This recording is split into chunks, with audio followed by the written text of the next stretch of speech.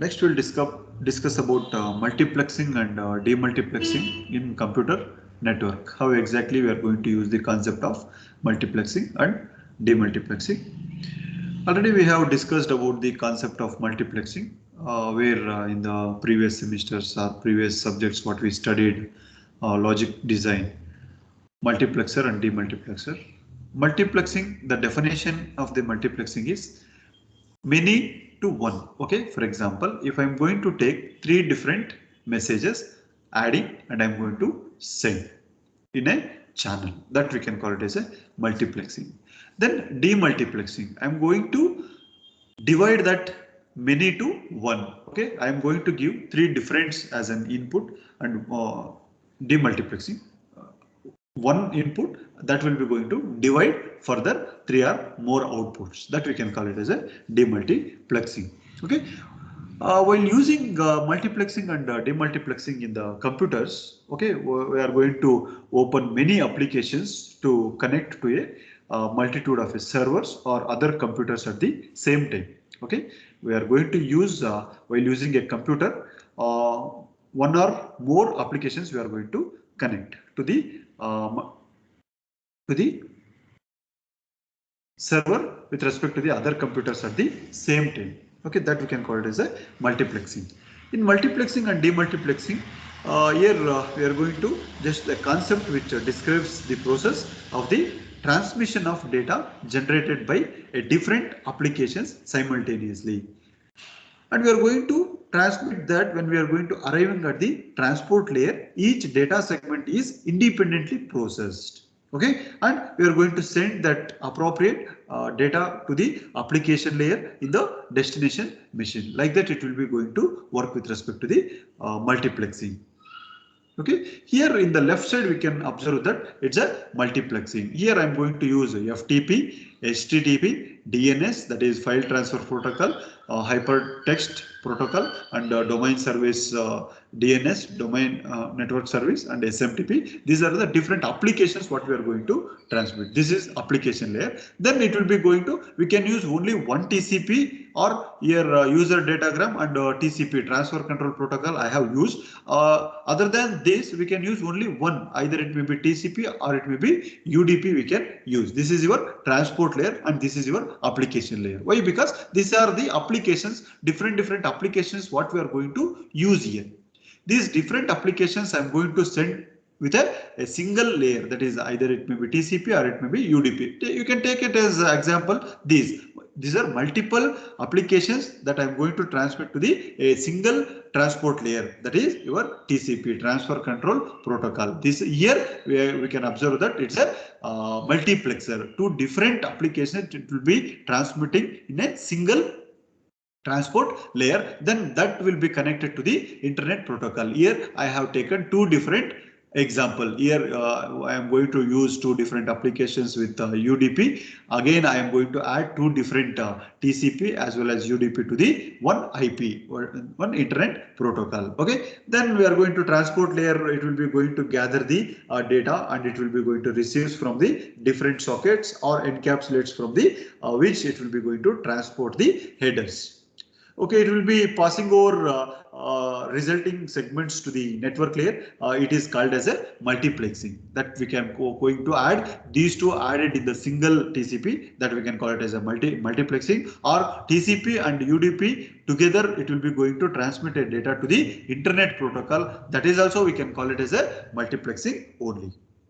Okay, then multiplexing with the transport layer, it will be going to gather the data. For example, I'm going to take example in the source side. I'm going to take it as a 4 applications. For example, this is Yahoo Mail and this is Gmail and this is Outlook and this is some other I'm going to use. I'm going to add all these in the data segment of each application. I'm going to add with respect to the internet protocol. Then I'm going to send all these with a header and header and trailer. Okay, with this datagram with respect to the header and trailer, I am going to transmit. Here with respect to that, it will be going to divide different. Here what I am going to talk Yahoo and Gmail, Outlook and some other applications, it will be going to divide with a different address, destination address. Based on the destination address, it will be going to divide the applications. Okay, this is about your demultiplexing and this is about your multiplexing. Then the concept of multiplexing, multiplexing is to combine the information streams from multiple sources for the purpose of transmitting over a shared medium. We are going to consider. Then multiplexer is a device that it will be performing the multiplexing. Then what exactly the multiplexer?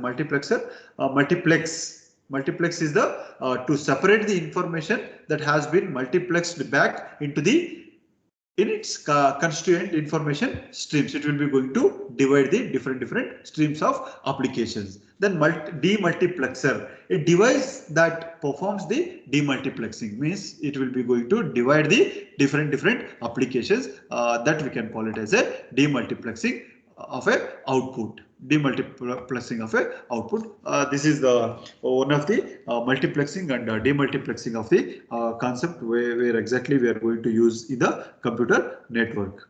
Here it will be in the TCP/IP protocol uses several protocol, that is some of the layers it will be going to act with respect to the multiplexing of at the source and the demultiplexing at the destination end.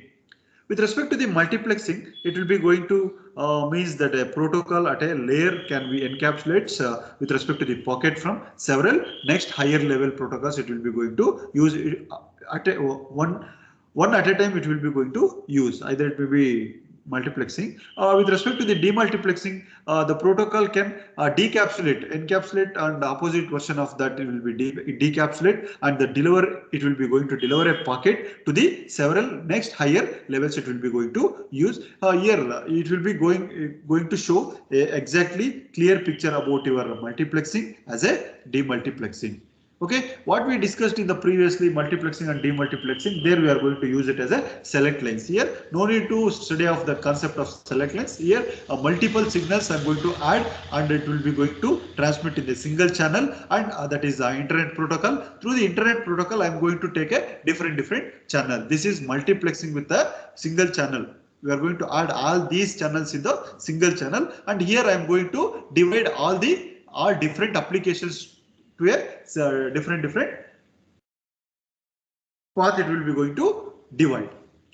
To be able to multiplex and demultiplex a protocol, it will be going to needs to have a field of its header to identify to which protocol the encapsulation packets it will be going to belong, that we need to identify with respect to the encapsulation process. At the transport layer, it will be either it may be UDP or TCP can accept a message from the several application layer protocols. It will be going to divide.